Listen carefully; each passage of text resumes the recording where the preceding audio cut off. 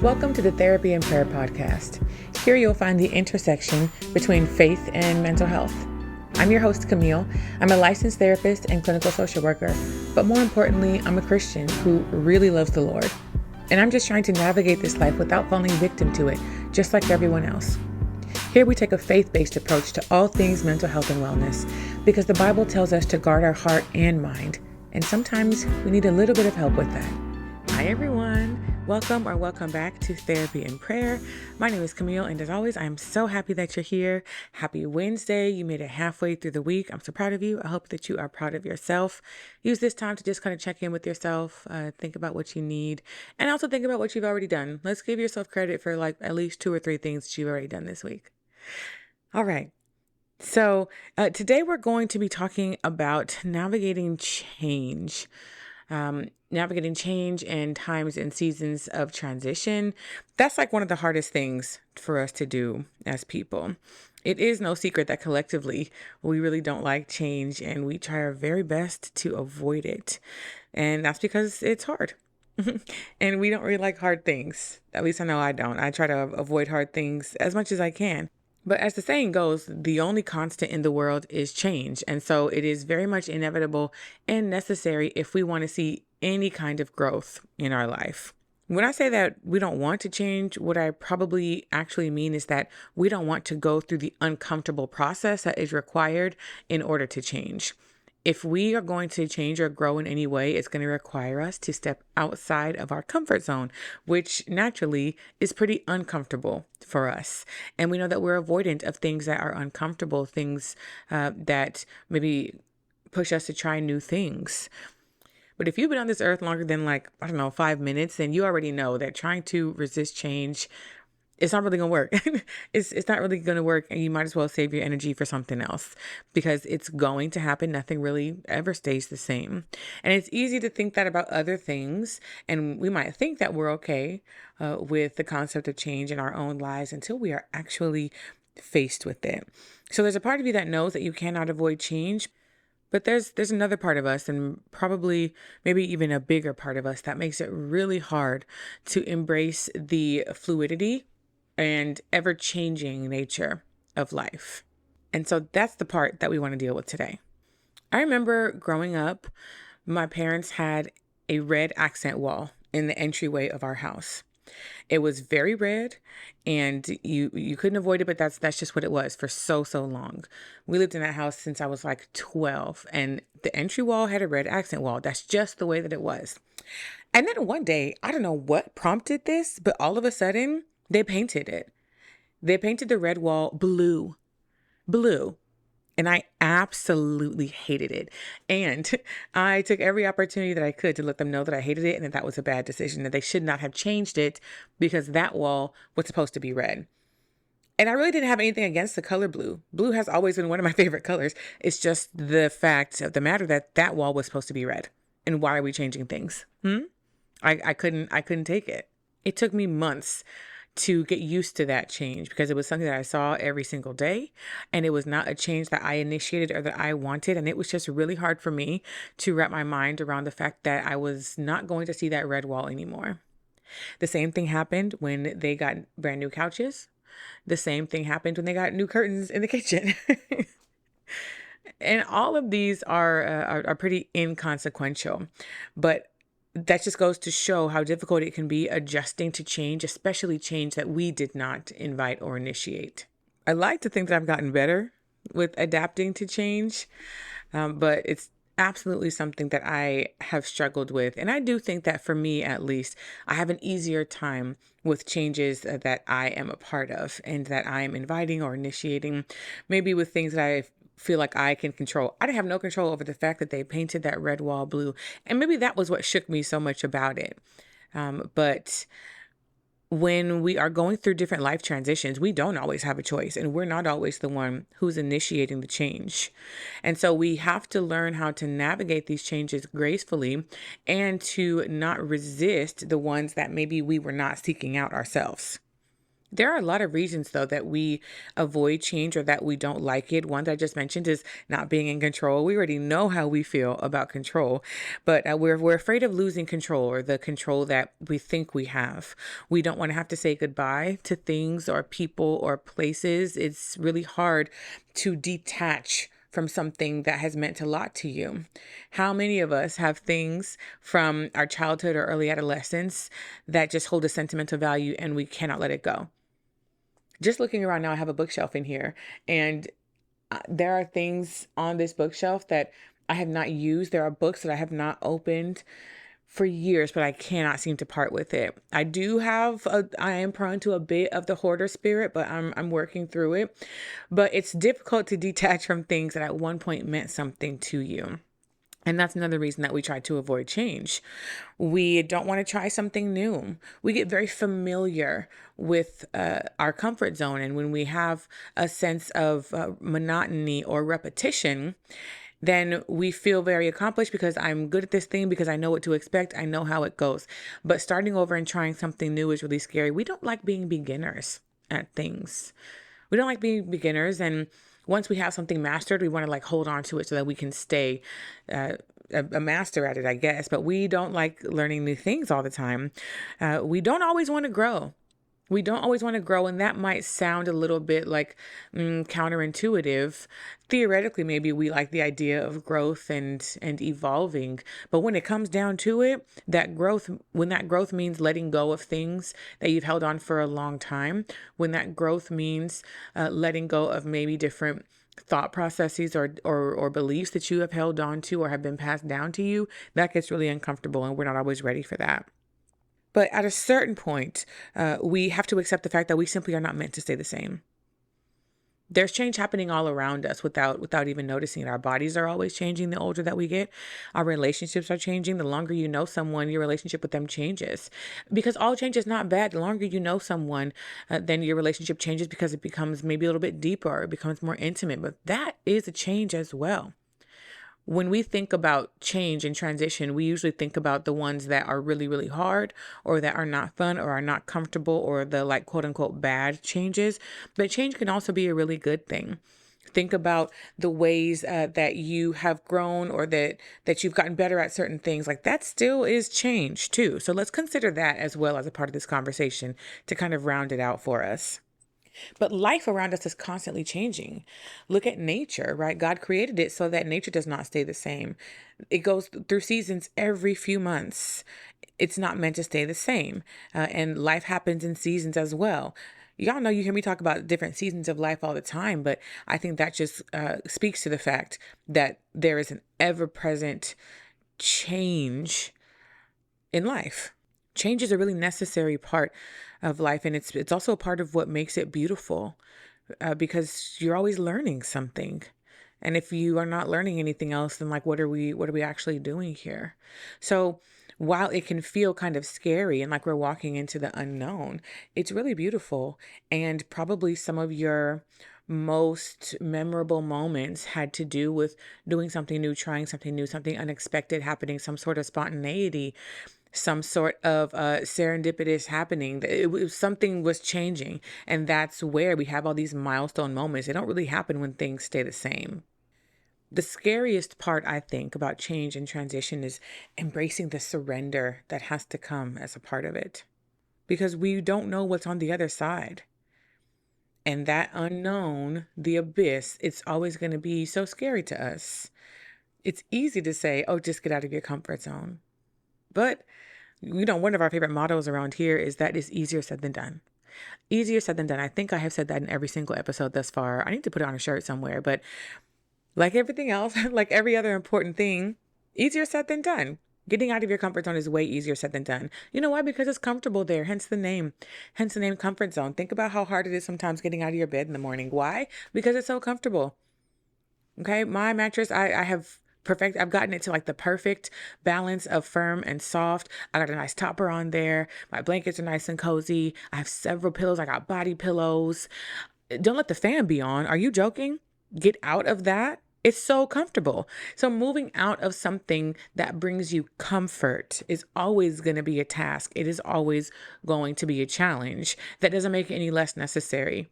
And you can't avoid it because every morning, what do? I get up out that bed. Can't avoid it. Okay. And even though change is happening all around us, I think that the bigger, more life-changing changes and transitions are the ones that we really struggle with the most. We don't have as much of an issue maybe tweaking something in our routine, most of us at least, but it's when there are big things, like if we're considering a career change or if we're considering leaving a relationship that we've been in for a long time, or if we're moving somewhere, or if there is a certain dynamic that is no longer working for us. It's the big ones that we really struggle with, and that we drag our feet on, honestly. We will go to great lengths to not have to change any of those things. And it really ends up being to our detriment. Staying somewhere longer than you should, staying somewhere long after you should have already left or changed something about it, really only ends up causing more harm than good. And I'm sure that most of us probably have some examples of that, of when we maybe stayed somewhere where we overstayed our welcome, or there's a part of us that knew maybe we should think about doing something differently here. But there was another part of us that was too scared. And so we just stayed because it was comfortable and it was familiar. The familiarity is what gives us comfort. And that's what keeps us stuck sometimes. That keeps us where we are. It makes it difficult to move forward. It makes it difficult to embrace change.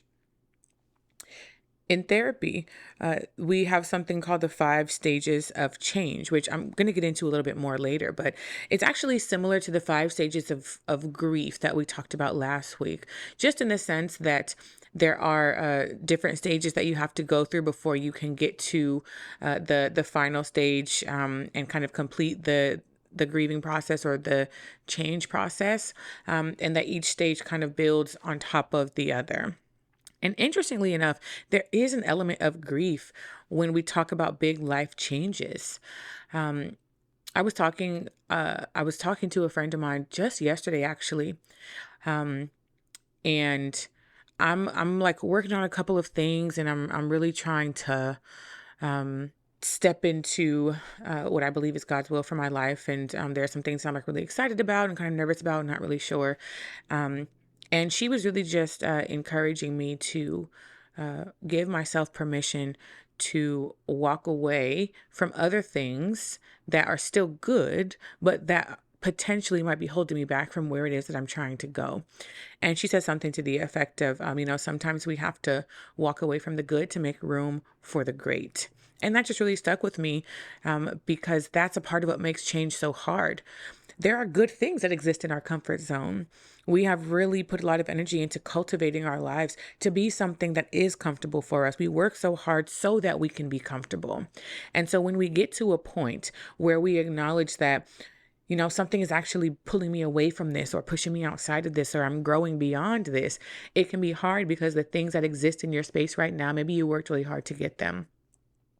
Maybe there was a time where the things that you have now, maybe that was the dream and that was the thing. But if there is a part of you that is outgrowing it, or you're becoming discontent and just you have so many more ideas and more vision, then you have to move. You have to move. And there is an element of grief sometimes in letting go of things that you maybe worked really hard to get and that are really good, but it's because God is trying to propel you into the great. And he is trying to propel you into the next season and the next iteration, maybe, of who you are and of the life that he is designing for you. So that element of grief is a real one because maybe we'll miss some of the things that used to exist, right? Think about outgrowing certain relationships. That's really hard because I've not lost any love for any of those people. But if the relationships are not as compatible as they once were, then that's really hard and that's really sad. When I moved, I was really sad about leaving my last apartment. I loved that place. That was my COVID apartment. Are you joking? We had a time in there. I loved that place. It had natural sunlight. It was like tucked away in the corner. It was great. It was great. But I knew that I needed to move, and I knew that I had really kind of outgrown where I was and that God was calling me somewhere else. But it can be really hurtful and really sad to walk away from things that have meant something to you for a long time. So if that's a part of the process for you, then not only are you trying to embrace change, but you're trying to work through grief at the same time. And we need to allow room for that. In life, we have to put things down in order to pick other things up. And I see it a lot where we just want to keep picking things up and adding more and more and more to our plate. But baby, your plate is only so big. And you're going to have to make some room, which means that some things are going to have to shift to make room.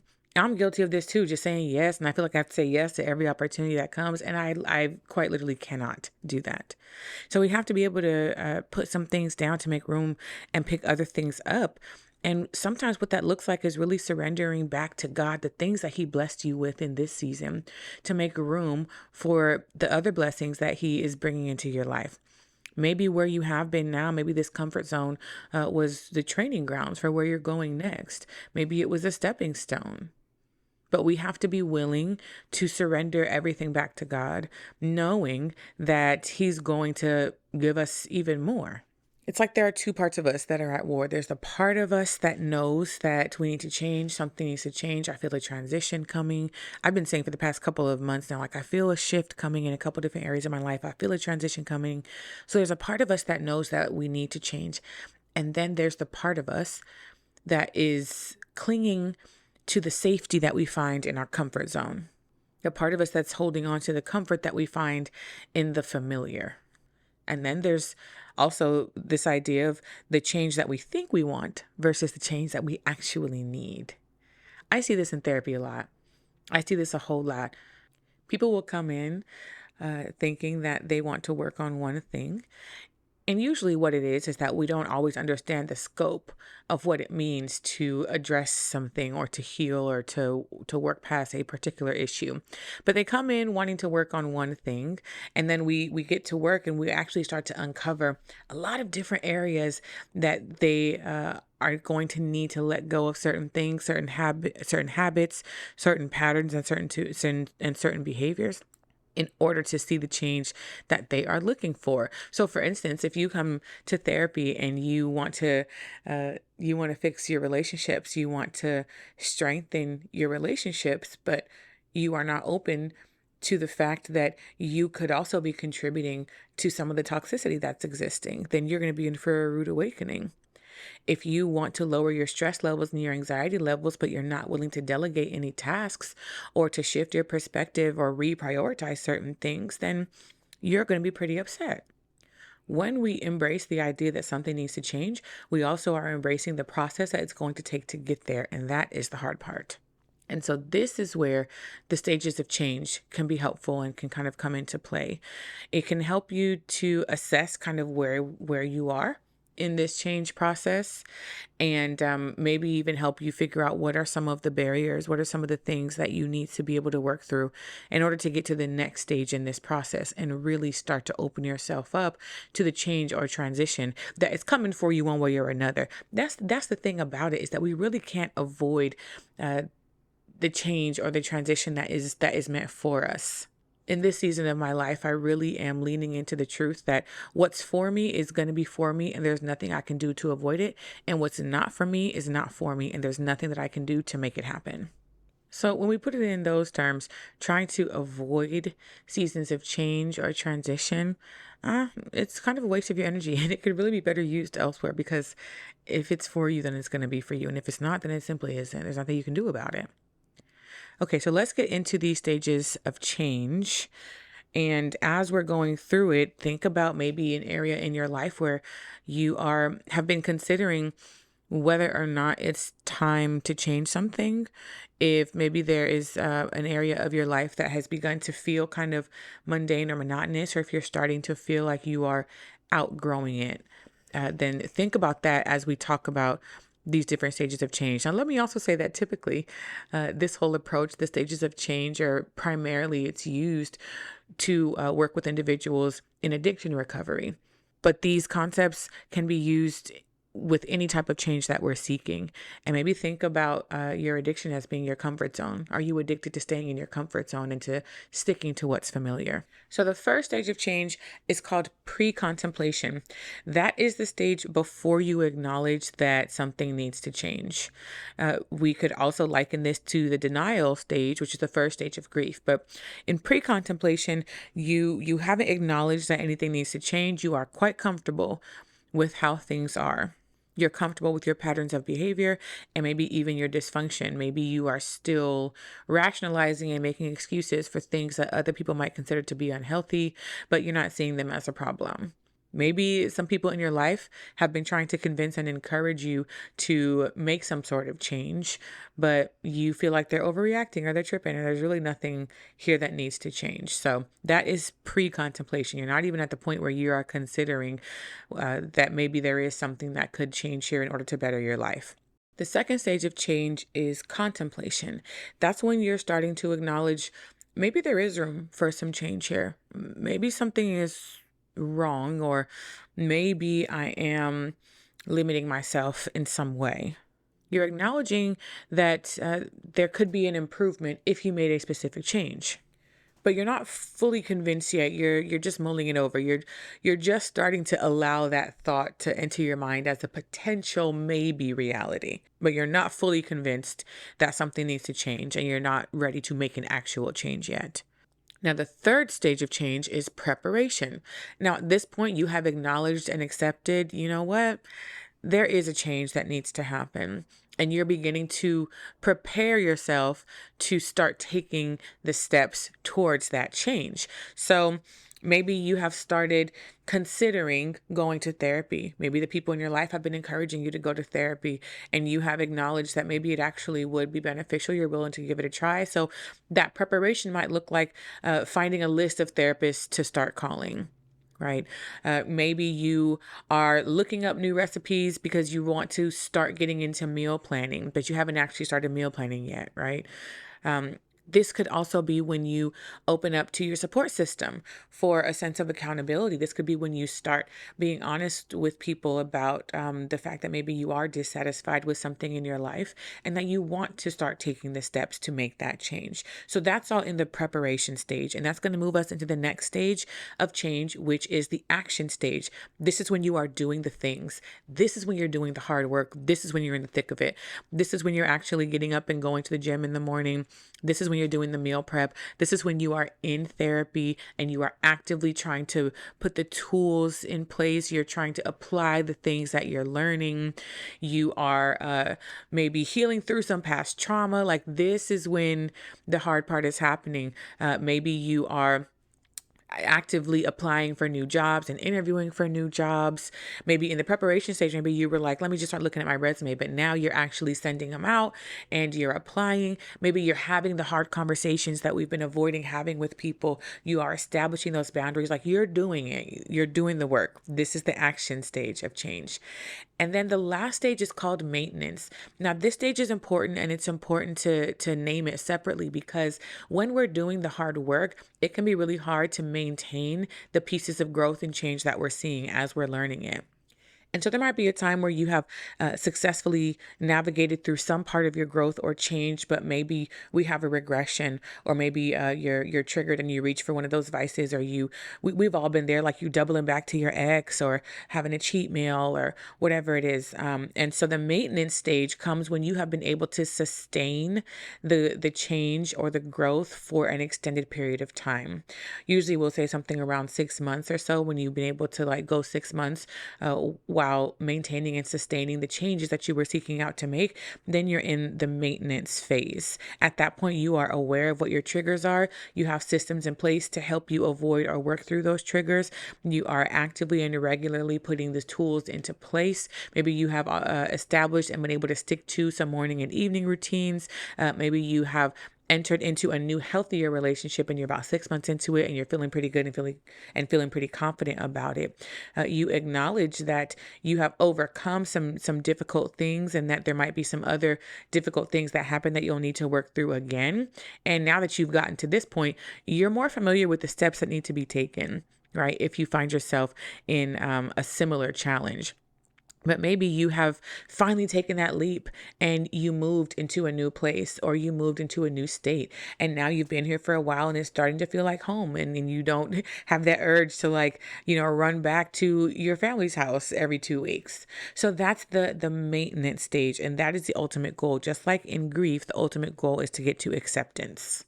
But it can be hard to stay in that maintenance stage because when we are in challenging circumstances, we reach for the familiar. And those are typically the things that we are trying to grow past and the things that we were trying to change. So it's really important as we navigate these transitional seasons in our life that we have some safeguards in place, whether that be leaning on your village and your support system to help carry you through, whether that be unlearning and relearning healthier habits to help you maintain this change, whatever it is, whether that means beefing up your self-care routine or checking in with yourself more regularly, whatever it means, it's important to have some safeguards into place because we are always going to be tempted, I think, to go back to the familiar, but that is what has kept us stuck. And it can be tempting to undo sometimes some of the growth that we've seen. But when you get to a place where you've been able to sustain the growth for an extended period of time, you're also able to see the fruit of that growth and the fruit of that really hard work. And when you see the value of that fruit, you're not as tempted, I don't think, to kind of go back to what you knew before, because at this point, you probably feel like a completely different person. I think about my life now. Y'all know I moved last year. I think about my life now in comparison to what it was before. Well, my life was not ever bad by any means. I've always been incredibly blessed. My life was never bad. But now it's just so different, and I'm seeing the fruits of some of the work that I had to put in to get here, and I'm so grateful for it. And no part of me misses the life that I had before. Not really.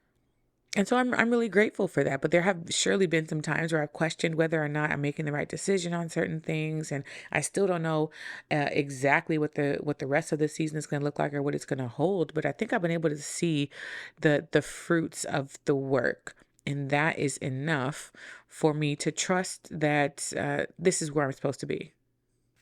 So take a moment and reflect and think about what stage of change you might be in. And maybe you're in different stages of change for different things in your life. Maybe you're in maintenance at work, but you're still in contemplation in your relationships. So think about what stages of change you might be in. And then more importantly, think about what is making it difficult for you to move from one stage of change to the next. Because the goal is to matriculate through all 5 stages so that you can get to maintenance. So what's stopping you? What are some of the barriers that you're facing that are maybe keeping you stuck where you are? And maybe a question that we're asking ourselves is, well, how do I know when it's time to make a change? How do I know if I need to go through all these stages, or if I need to really start thinking about the changes that need to be made? And that's a really good question. And I think that it's different for different people. But as I was thinking about this question, I came up with two kind of general things to keep in mind, right? So how do we know that it might be time to make a significant life change? The first is when you start to feel yourself outgrowing your comfort zone. Now, this is significant because we've talked about how the familiarity that our comfort zone provides, it offers us safety. And so when you're not able to find maybe the same type or amount of safety in the things that once provided you, that is a clue that you might be outgrowing your comfort zone. Maybe you're not enjoying things in the same way, things that you used to find great enjoyment and comfort in. Maybe they're just not really doing it for you anymore. If you find yourself numbing more or engaging in escapism, or you're just zoning out and scrolling a whole lot more, maybe you're using more substances and you're just not really being very, very present or mindful, then that is another clue that you might be outgrowing your comfort zone.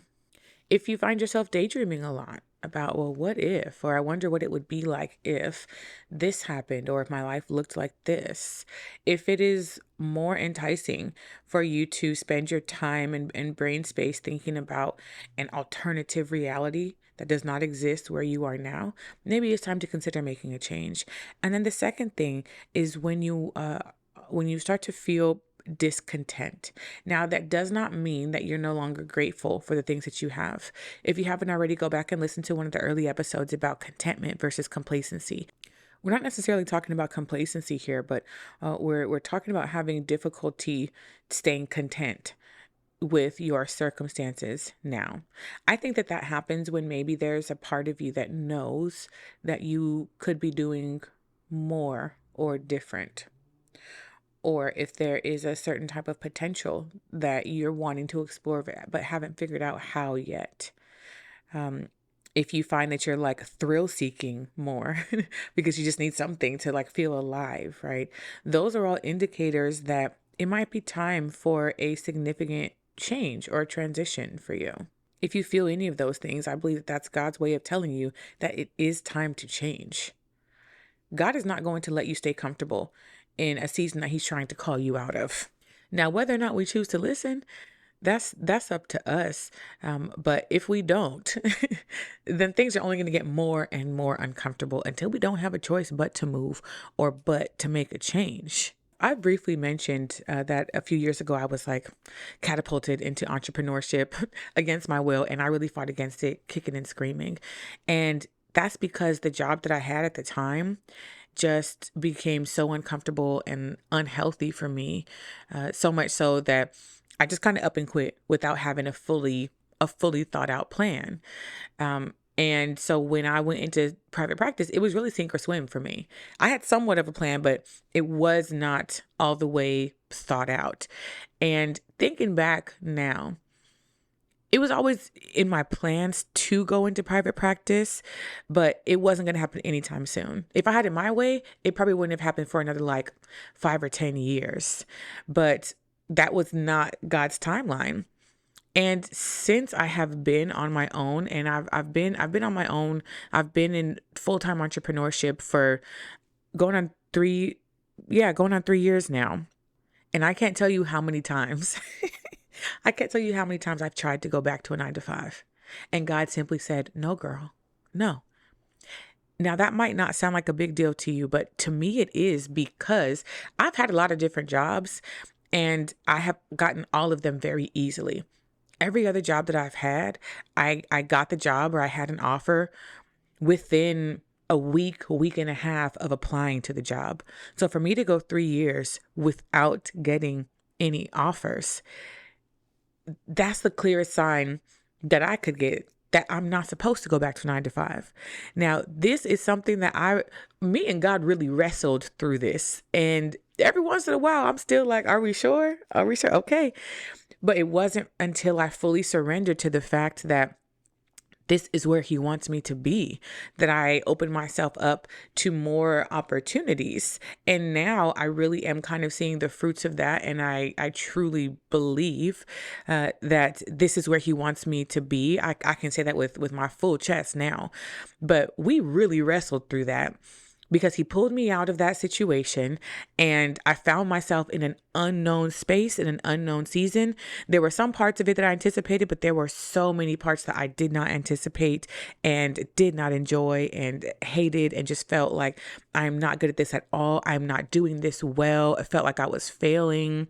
And I was like, you know what? I need to go back to the safety and stability of a 9 to 5. I never had a problem working for anybody else. Okay. Let me say that. I never had no issue working for anybody else. Entrepreneurship it wasn't really a dream of mine. Even when I say that I knew I wanted to go into private practice, that just means that I knew that I wanted to do therapy in a certain type of way. But I never really considered the fact that that meant, girl, like you're starting your own business, like you're going into business for yourself. I never thought about that. I have been like anti everything business for so long. And my dad was a businessman, and like, and he loves it and has always loved it. And I've always been like, ugh, I don't want to do that. Like, I'm not interested at all. And so I look up and find myself in a space that I said for years I never wanted to be in, trying to navigate brand new things, trying to understand things that I just felt were beyond my scope and that I was not capable of. And looking back on it now, God has sustained me. It's so good when I think about it now. He has sustained me through those seasons, even though I didn't know what I was doing and sometimes still don't know what I'm doing, that he has sustained me and provided for me beyond what I could have imagined. But if it were left up to me and what was comfortable for me, I think my life would look very, very different right now.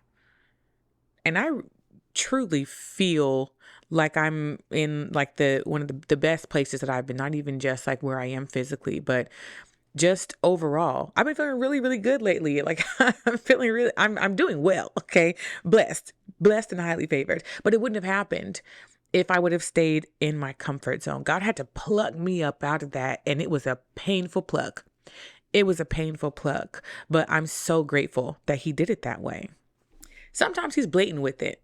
Like in that example, he was blatant with it. But I think that there are other more subtle indicators as well that we might want to look for. And that's what I was talking about earlier. Like when you start to feel uncomfortable in your comfort zone, like what might that look like and what might that feel like? It don't always hit you in the face. But when you start to kind of feel that little tinge of like discontent or not really enjoying things in the same way anymore, we have to start paying attention to those, because that might be God trying to help you wrap your mind around the fact that your life is going to look different and that your life needs to look different. So if you find yourself in this space, start thinking about what it might mean or what it might look like to fully embrace surrender in this season. Think about what it might mean for God to lead you into a new season, even if you don't know what that season is yet. That's an interesting place to be. And I know that I've found myself in spaces where I'm like, something won't allow me to settle here. And I've grown enough to be able to find contentment with wherever God has me, while also still knowing that there's something in me that won't allow me to get settled here. Which to me, I think means that this is another like preparation season. Like God is doing something. He's planning something. He's working on something. I don't know where he's taking me, but I know that we're still moving. He's still taking me somewhere. And truthfully, I don't know if that kind of settled feeling ever really comes, which is why I think it's so important that we do find contentment. I don't know what the final frontier here on earth is supposed to look like for me, right? There really is no final frontier until I'm with him. So I don't know if that like fully settled feeling really ever comes, and because we are always changing and always evolving. So let me not go off on that tangent. But what might it look like? What might it mean for you to really embrace surrender and to be open to the fact that God might be trying to usher you into a new season or a new place, even though you don't know what that new thing is as of yet? He says in his word that I'm doing a new thing. He's doing a new thing, and it's always going to be a greater thing. He's never going to take you backwards. Oh God, he's never going to take you backwards. Can you trust that? Can you lean into that? Can that be enough for you to embrace surrender in a real way, knowing that he's never going to take you backwards, only forwards? Maybe that means leaving your job. Maybe that means walking away from a certain relationship. Maybe that means growing your family. Maybe that means going back to school. It can be really overwhelming to think about these big life changes, especially because we are so preoccupied with not wanting to make the quote unquote wrong decision. But find comfort in the fact that God cannot make a wrong decision. That is so good. God cannot make a wrong decision. And the Bible tells us that he is the one who goes ahead of us, which means that the right decision has already been made. The right decision has already been made. Thank you, God. It's already been made. All you got to do is walk in obedience. He's the one who goes ahead of us. He directs our paths. He orders our steps. It's already done. The right decision is already made. So you don't have to think about whether or not you are making the right decision. Can you surrender the decision to God? That's what it is. Can you surrender the decision to him? Because it's already been made, and he's already victorious and promised the victory.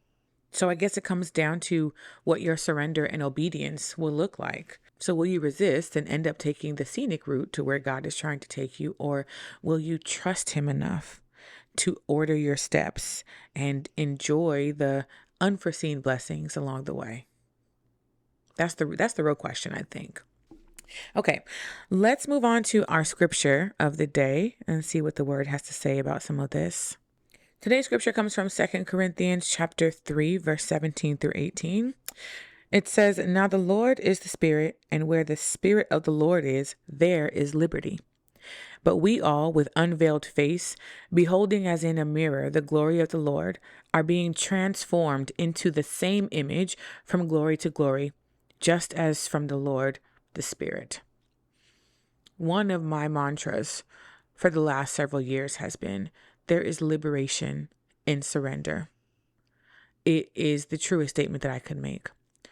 Once I wrapped my mind around the fact that God is much more capable of making decisions than I am, it just freed me from that decision fatigue. We make so many choices and decisions all throughout the day, but it just freed me from a lot of that. And that is a part of what this says, where the Lord is, where the Spirit of the Lord is, there is liberty. There's freedom in that. There's protection in that. There's salvation in that. So there's a lot of liberation that we find there. What this verse is also saying is that while we're here on earth, God is continually shaping and molding us to look more like Him. He's the potter and we're the clay.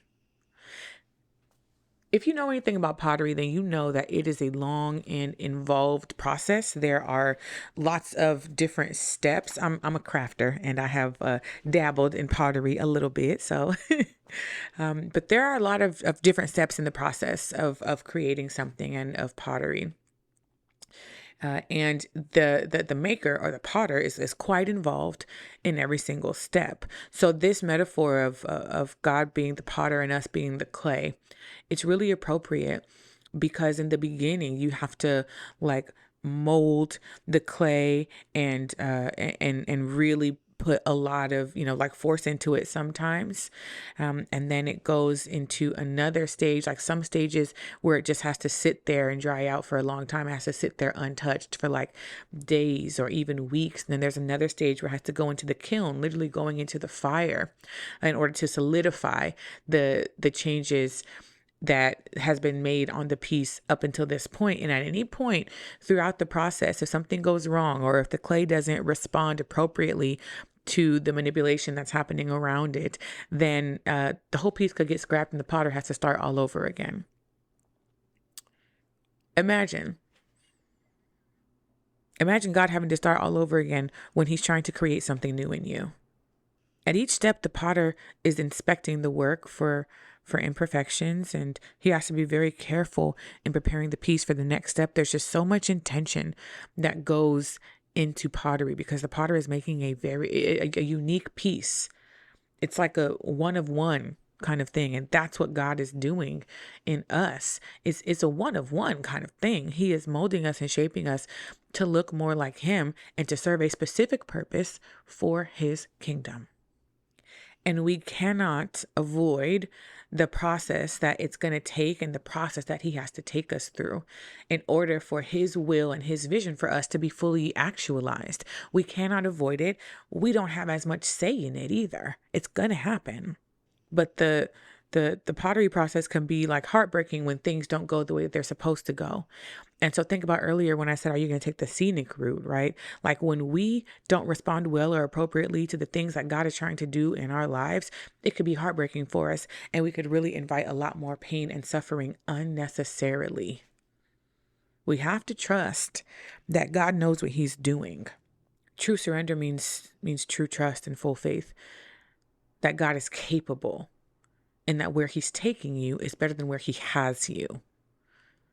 Have you seen that meme? It's like a cartoon image of a little girl holding on to like a little teddy bear, and like cartoon Jesus is saying, "Give me the teddy bear." And she's like, "No, I don't want to let go. I don't want to. What she doesn't see is that behind his back, he has like a huge, gigantic teddy bear that he wants to give her, but she has to give him the small one first. We're like that a lot with God. We don't want to let go of what we have because it's all we know. It brings us comfort. It is familiar. But we cannot be open to receive if our fists are closed because we're holding on to what we already have. Change is inevitable and it is necessary, and it will help you look more like God. We have to surrender to this process, Let him do the work. Trust that this is not God's first rodeo. He knows what he's doing. He's not experimenting with you. He knows what he's doing. Trust that he knows what he's doing better than you do. Surrender to his will and to his plan, and enjoy the peace and the liberation and the freedom that comes from doing so. Okay? All right. Let's move on to our question for the day. Just as a reminder, if you have a question to be answered on the show, send me an email, therapyandprayer@gmail.com. Shoot me a DM or leave a comment on social media at Therapy and Prayer, or here on YouTube, wherever.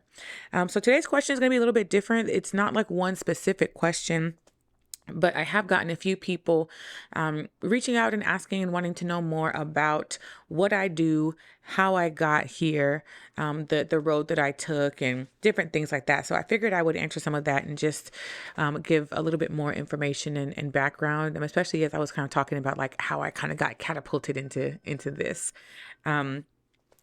So, I am a therapist, and by trade, I'm a social worker. So I got my master's in social worker. I'm a licensed clinical social worker. There are several different routes that you could take in order to do therapy, and this is just the one that I chose. Anybody who works in this field, didn't really get into it for the money. Not to say that there's not money to be made here, but this is the type of work that really takes a great amount of passion and a certain kind of calling. I have always been a person that people confided in. I think that I've always been a safe person for a lot of people. And so the work that I do is really congruent with who I am and parts of my personality, which is why I think that some of this comes so natural to me. A big part of why I got into this field as well was inspired by my family. I worked in foster care for the greater part of my career up until the last few years. And that was really inspired by, we have several adopted family members. And I really have always held a special place in my heart for adoption and foster care. And even as a young age, I remember thinking like, I think we could have used maybe some more support or some more resources. I think that probably would have been helpful. And so that was my initial interest to going into social work in general. But I also have always been very passionate about mental health. I've always loved the idea of talking through people's problems with them. I was always my friend's therapist. I'm a great secret keeper. That's what it was. I never had any drama growing up, but I always knew everybody else's, and I was always keeping the secrets and keeping the tea. So, and I actually forgot about this, but I remember that in elementary school, there was something called like conflict resolution. What were we called? Called like peer something, but at recess we would walk around with these little visors and clipboards. And if there were some kids that were having an issue on the playground with each other, then we would call them into conflict resolution and we would try to help them work it out there during recess. And I was one of those people in like 5th grade, and I loved it. So I think that this was predestined for me a long time ago.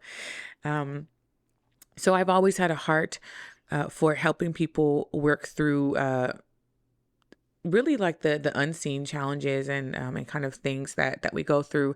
And then I have seen some things in my family that made me want to go down this road. I have multiple therapists and social workers in my family. So I was also following in the footsteps of my mom and my grandmother. And so when it came down to me deciding like what I wanted to do, I got my bachelor's in psychology. I never changed my major. That was always what I knew I wanted to do. And when I went into graduate school, I was considering either becoming a marriage and family therapist or a licensed clinical social worker. I chose social work because it is more broad, and I can do therapy and case management and different policy work, and there's a lot of different work that you can do with the degree, which is why I chose to get that one specifically. And then I became licensed, which basically just means that I can work more independently without needing to be supervised by someone else who is licensed. I have worked with children and families a whole lot. And now currently I work with individuals. I work with adults. I've worked with some couples before. But I have always felt very called to this work, and finding a way to use this gifting, and I truly do believe that it is a gifting that God's placed on my life. Finding a way to use this in the kingdom has been my mission for a long time. And so I'm always willing to be a listening ear. But I think that the biggest takeaway for those who are considering getting into this work is make sure that you know why you're doing it. I remember at my graduation from my master's, the speaker said something to the effect of like, this is a passion career. This is a calling career. You're all here because you have a passion and a calling for this work. You don't get into this work if you don't care about people. And that's what it is. If you don't care about people, and if you don't care about people suffering and suffering alone, the isolation that comes in suffering is really, I think, what drives me the most. I don't believe that we are meant to do life alone or that we're meant to suffer alone either. And the type of suffering that I walk people through and help people through is just really painful and heartbreaking and palpable. And it truly is a blessing and an honor on my part to be able to walk with someone through the most difficult and darkest parts of their life. So I could talk about this all day, probably. As you can see, I'm very passionate about it, but that is a bit about how I got here. I did attend the illustrious Howard University for my undergraduate and graduate programs. So I'm a Bison twice over. But really, any accredited program, I guess, would work.